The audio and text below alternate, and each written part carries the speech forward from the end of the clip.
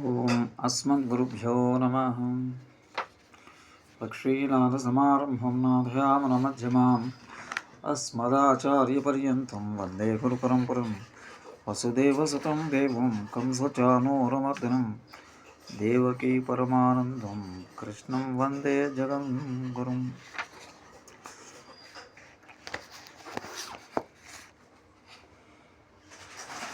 పెరియాళ్ళవారిపై అభావతత్వారా ఇవాళ పెరియాళ్ళవారి వైభవం అనుసంధానం చేసుకుని పాండ్య రాజ్యానికి రాజధాని మధుర. ఆ రాజ్యానికి వల్లభదేవుడు పాలిస్తున్నాడు. ఆ రాజుకు పురోహితుడి సెలవునమి. ఆ రాజ్యంలో ఒక గ్రామం శ్రీవిల్లిపుత్తూరు. అక్కడ వటపత్ర సాయి మరియాకు మీద ఉన్న స్వామి దివ్య దేవాలయం ఉంది.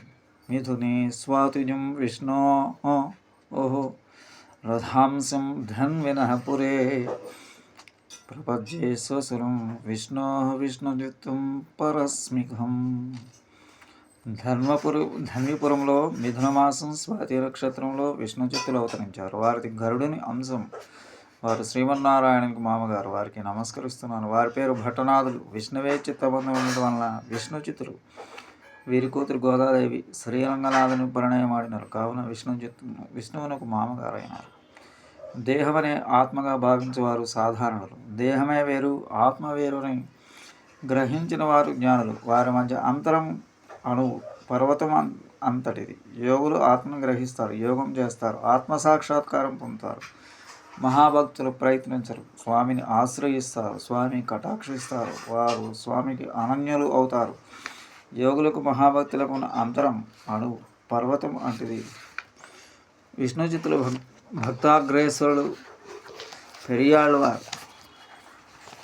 పాండిత్యం కోసం పరితపించలేదు. స్వామి కైంకర్యాన్ని ఆశ్రయించారు. వారు దియోజన విస్తారం నందనం మనొచ్చి నిరంతరముగా శ్రీ తులసి పుష్పమాలయాది సమర్పణ చేస్తున్నాడు. వారు అట్లుండగా మదర్లో రాజవల్లభదేవుడు రాత్రి పర్యటన చేస్తున్నాడు. అరుగు మీద పడుకుని ఉన్న బ్రాహ్మణుని విషయం అడిగాడు. అతడు ఇట్లు అన్నాడు: రాజా, జీవితం అర్ధార్జనకు సరిపోయింది. వార్ధక్యం వచ్చింది. పరమార్థం కొరకు కాశీకి వెళ్ళి వస్తున్నాను. రాజుకు పరమార్థ చింతన కలిగింది. సెల్వి నమ్మిన విద్వాంసుల సభ ఏర్పరచమని సూచించాడు. రాజు విద్యాశుల్కంగా బహుధనం మూటగట్టి తోరణాలకి వేలాడి తీయించాడు. గెలిచిన వారికి ఆ మూట తెగిపడుతుంది. రాజు విద్వాంసులను పిలిపించాడు. ముహూర్తం నిర్ణయించాడు. తెల్లవారితే సభ. ఆ రాత్రి స్వామి విష్ణుచిత్తునికి స్వప్న దర్శనం ఇచ్చారు. రాజ్యసభకు వెళ్ళి విద్యాశుల్కం తెచ్చుకోమన్నారు. తనకు శాస్త్రమే తెలియదు, చర్చ ఎట్లు అనుకున్నారు. స్వామి ఆదేశం ప్రకారం మొదటి సభకు చేరుకున్నారు. విద్వత్సభ సాగుతుంది. చర్చలు ప్రతిచర్చలు, వాదాలు ప్రతివాదాలు, తర్కాలు వితర్కాలతో ప్రతిధ్వనిస్తుంది. కాలం కదలక వింటున్నట్లున్నది. విష్ణుచిత్తుని పెదవి కదిలింది. వాక్కు సాగింది. ఆదిశేషుడు 1000 నాలుకలతో మాట్లాడుతున్నాడు. ఏదీ మిగలటం లేదు. అనంత భాషణం వాఘామృతం వర్షిస్తుంది. సభ ఊపిరి బిగబట్టి ఉంటున్నది.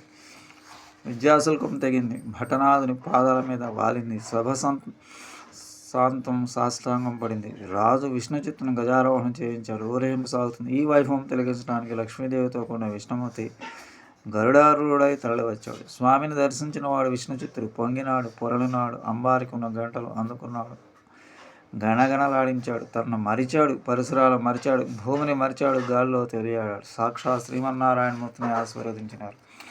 పల్లాండు పల్లాండు పల్లాయిరుత్తాను పలకోడి 100,000 మల్లాంటి డోల్మని వన్న ఒన్సెన్ వరి సెల్వి తిరుక్కాపు తెలు పల్లాండు. ఒకటో పాశ్రం. స్వామి, నీవు మల్లులను జయించినవాడు. నీ భుజములు పరాక్రమవంతుడు. నీ దివ్య పాదారవింద సౌందర్యంతో నిత్య శ్రీరామరక్ష అనేక కోట్ల దివ్య సంవత్సరంలో వర్ధిల్లం. జయ జయ జయ విజయ భవ విజయ భవ. జగత్పతిని ఆశీర్వదించిన విష్ణుచిత్తులు పెద్ద ఆళ్వారైనారు. పల్లాను పల్లాను.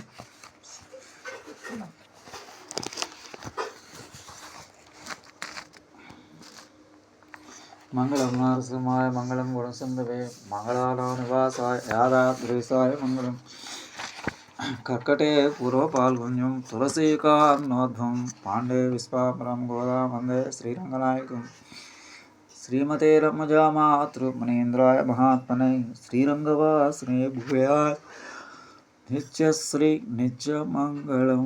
ఓం అస్మద్గురుభ్యో నమః.